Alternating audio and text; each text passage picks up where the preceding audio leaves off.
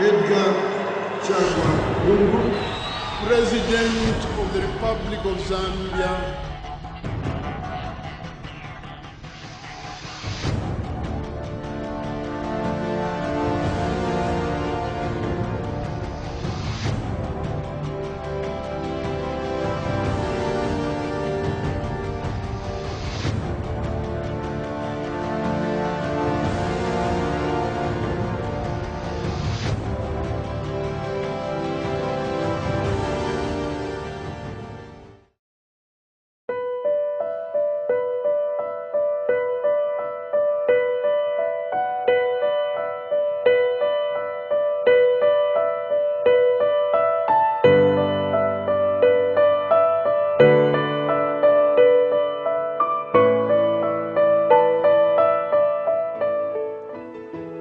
Edgar, Lungu, Chagwa, Mbalewane, Chagwa, Edgar, Lungu, Mbalewane. During his election in 2016, President Lungu pledged to work for all Zambians. He pledged to take sustainable development to all parts of Zambia, irrespective of tribal or political affiliation. In view of this, President Lungu launched the 7th National Development Plan, SNDP, in order to plan and deliver development equitably and efficiently. Under the SNDP, President Lungu wants a structured and planned way of conducting development program in Zambia. His Excellency President Lungu embarked on the construction and modernization. I'll begin with the aviation infrastructure. We are seeing the Kenneth Kaunda International Airport being modernized. We are having the modern infrastructure there. And I think we are transforming Zambia into the transport hub in the region.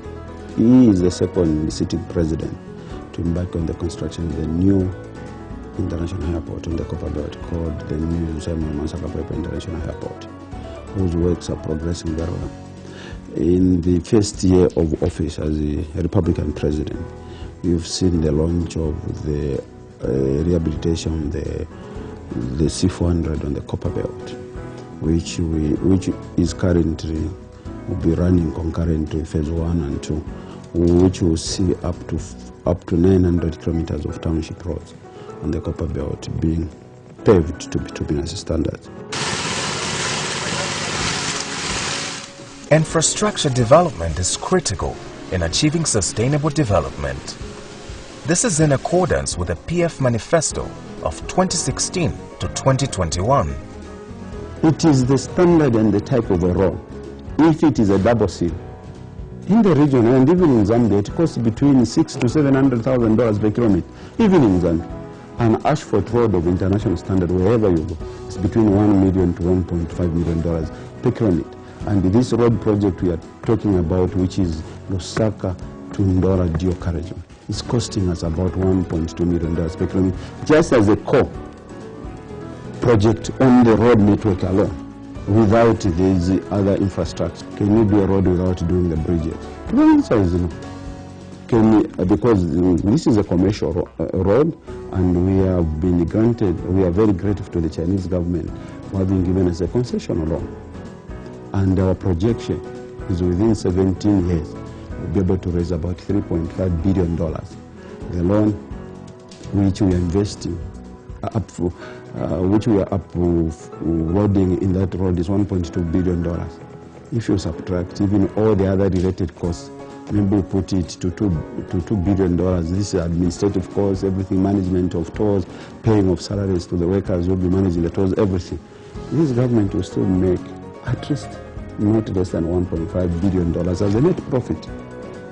So I don't agree with people. I know even the right-thinking Zambians out there know that they are politicking, because we want to create Zambia. We have an opportunity. We were speaking to Aradia. We have an opportunity to build new cities through this road project. Or we can just do the road which does not come with anything. So we want to create economic activities along this road so that Zambia and GDP can start growing. We need to create new satellite cities so that 20, 30, 40 years from now, those satellite cities will be major cities, and our children will sit up and look back and say, yes, our fathers came to plan for the growth of this nation. The infrastructure development programs under President Lungu cut across social and economic subsectors. Realizing the importance of the Link Zambia 8000 project, President Lungu's PF government has continued to prioritize road infrastructure development as a strategy for taking sustainable development to the people. But what President Lungu did was to bring the Solwezi-Chingura road into phase 1, so that when we tow this road, the amounts of money that we'll be able to collect from this road will be able to build other roads elsewhere.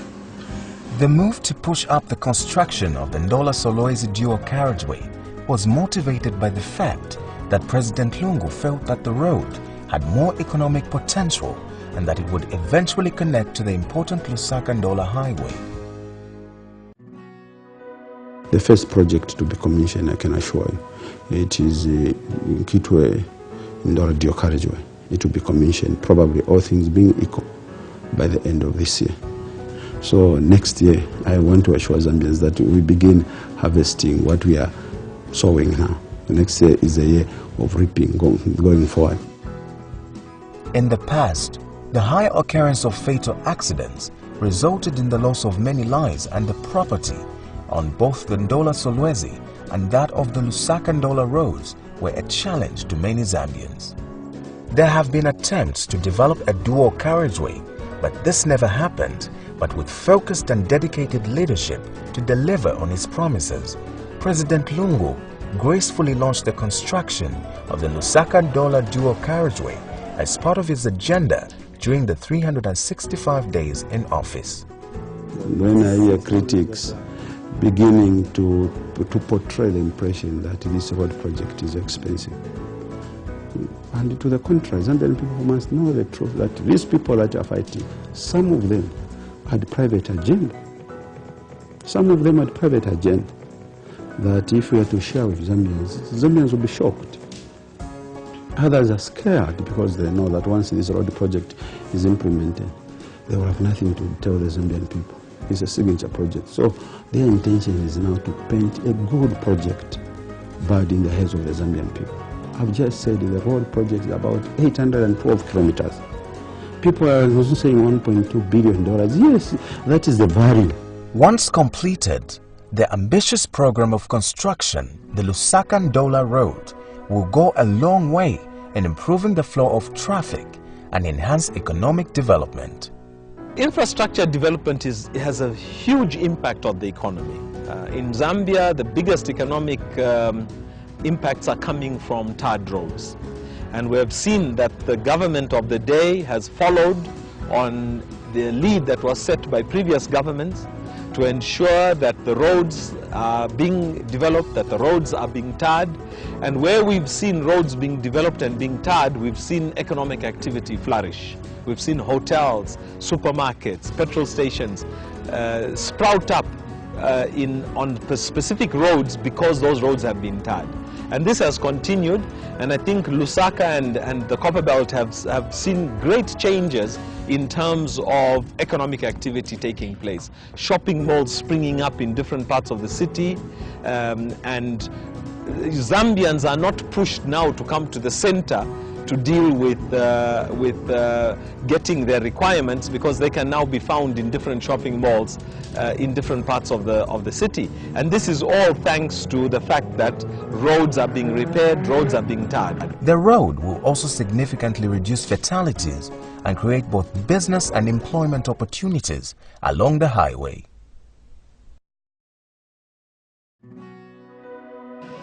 I'm glad to note that during construction period, this project is expected to create over 3,000 jobs to our people. And I'm therefore hopeful that the contractor will give an opportunity to residents within the area where the road construction project is being undertaken to participate by offering them jobs and contracts. One other important road project completed under President Lungu is the 34-kilometer Mongu-Kalabo Road. This road is an engineering marvel which has been a huge challenge for previous administrations, but it has become a reality and a relief to the people. The road opens up an important tourism destination not only for the Kwomboka and Liua Game Park, but it opens up routes to neighboring Angola to facilitate trade and other activities. The road infrastructure development is part of the current efforts in tarring and rehabilitation of highways and township roads in all districts and far-flung areas including Dundumwezi, Lungu, Lundazi, Mansa, to name a few.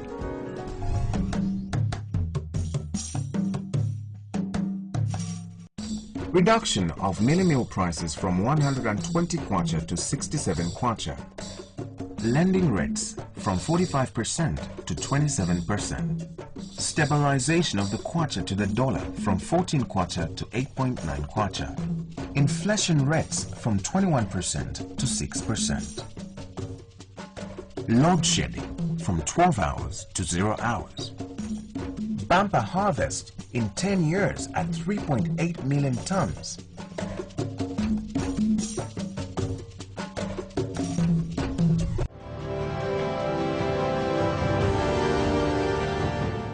Zambia has potential hydro capacity of 6,000 megawatts of electricity, yet it has not been able to reach this capacity over the years.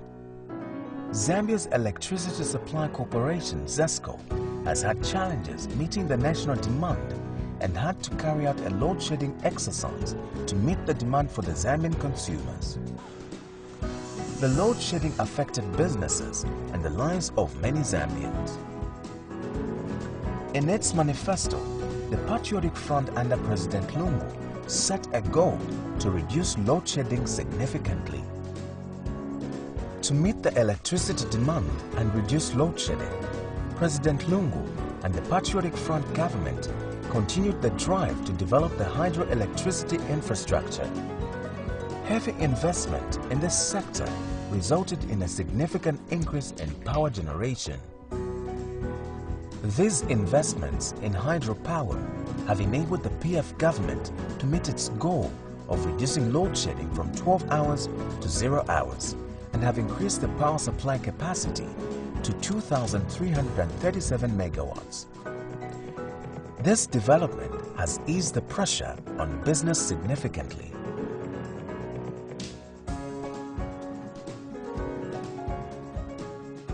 It's different here, because at the end of the day, like it was then, you have to make sure that you purchase some fuel, and then the profit which was realized, it was little. The government have done very well in terms of the road shedding.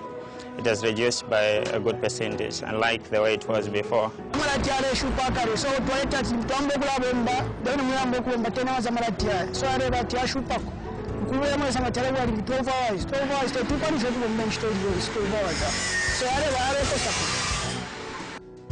Load shedding. That was some experience, a bad one actually, because you know you have to go for work early in the morning and you have to come back late in the evenings. You don't really expect that power will go as early as 5. So you wake up at 6 and there's no power. So it's a bit cumbersome, and I'm not somebody who iron my clothes in the evenings because it's just not there. So it was really, really hectic. And you come back in the evenings, there's no power, you're hungry, you have to cook. You have to light the brazier just for you to have something to eat before you sleep. Wow, with the reduction, it's really, really improved.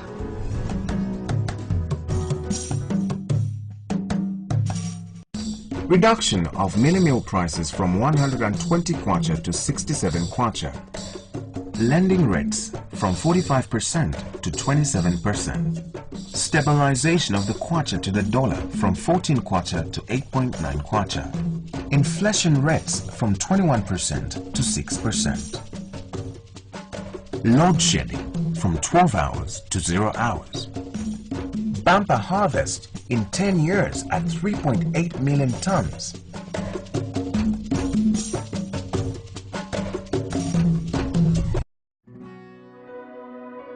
Apart from improving the energy sector, President Lungu's government has also embarked on a program to upgrade and modernize all strategic airports, such as the Kenneth Kaunda International Airport. So there's a lot of upgrade works and construction that is happening here that really people should be really excited about. So there's a lot of technological advancements that we've put. On top of that, we are aiming to be the next regional hub in aviation. Other airports that are part of this modernization program include Mwansakapwepwe International Airport, and there are plans to also upgrade the Mufulwe and Chipata Airport. These upgrades of airport infrastructure will strategically position Zambia as a hub of Southern Africa and benefit from trade and tourist inflows, and will open up business opportunities for local business interactions.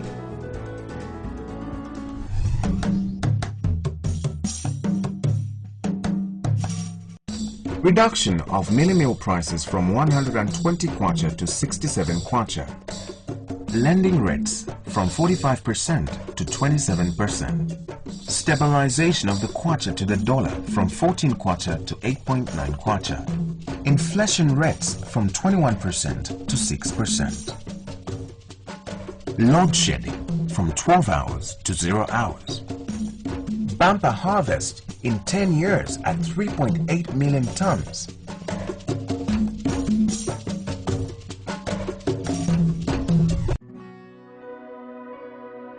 The state of the economy of a country is a direct reflection of the strength or weakness of its leadership. The policies that President Lungu and his government put in place in the 365 days in office have made significant strides in inclusive diversification of the economy. The PF's diversification program is not restricted to traditional subsectors such as agriculture, but it extends to areas that are not being considered as potential contributors to the national economies in Africa.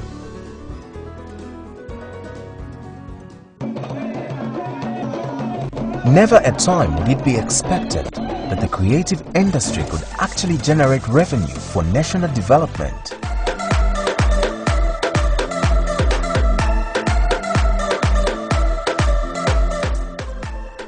In this regard, the PF government is committed to promoting investments in non-traditional economic activities such as creative industry through the private-public model, and is keen to promote the export of creative industry products.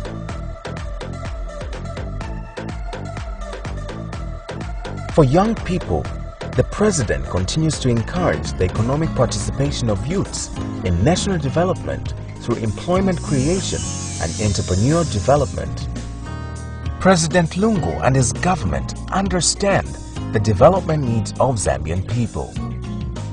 The President and his team are keen to improve the delivery of social services in health, education, agriculture, and others.